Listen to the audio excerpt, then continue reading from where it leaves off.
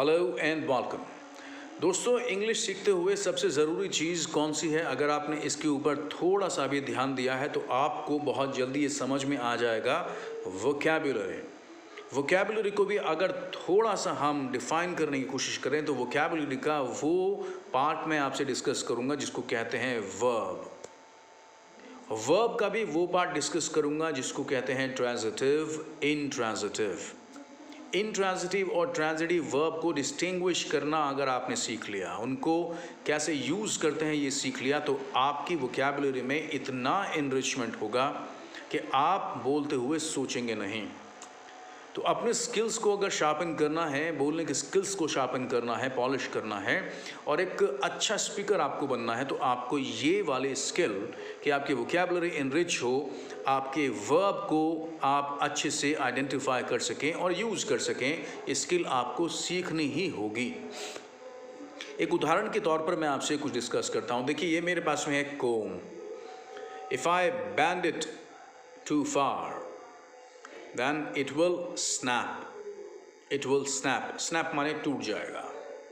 अगर कोई धागा है, जैसे कोई धागा है, if I tighten it too far, it will snap. Snap verb है, जैसे snap का मतलब है टूट जाना।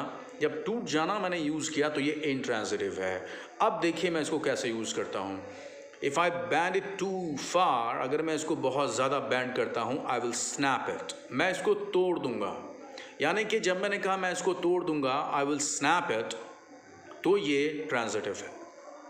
जब मैंने कहा ये टूट जाएगा, it will snap, if I bend it too far it will snap, तो ये इंट्रांजिटिव है। आपने कभी ये सोचा है कि आप स्नैप को अगर आपने यूज़ किया है कभी, मुझे नहीं पता आपने किया है नहीं, अगर आपने यूज़ किया है तो कैसे किया है, या आप असमंजस की स्थिति में रहे हैं कि आप इसको बहुत ही ज़्यादा यूज़ नहीं कर पाए हैं क्योंकि आपको ये पता ही नहीं है कि इसको ट्रांजिटिव और इंट्रांजिटिव दोनों तरह से हम यूज़ कर सकते हैं। आपको इस बात का यकीन करना होगा कि बहुत सारे हज़ारों लाखों लर्नर्स जो इंग्लिश लैंग्वेज को सीखना चाहते हैं, वो इस अंतर को, इस डिफरेंस को ढूंढ ही नहीं पाए हैं आज तक। और जब ढूंढ नहीं पाए हैं तो यूज़ करना तो बहुत दूर की बात हो जाती है। एक दूसरा मैं आपको वर्ब देता हूँ। देखिए, here I have a pen. Now I'm going to move this pen from left to right. I am moving this pen from left to right. ये मेरा left है, left to right. I'm moving. When I am saying I'm moving, it means transitive. Move यहाँ पे transitive है। अगर मैं आगे कहूँ इसको, the pen moved from left to right, ये ट्रांजिटिव नहीं है। The pen moved from left to right, ये इंट्रांजिटिव है।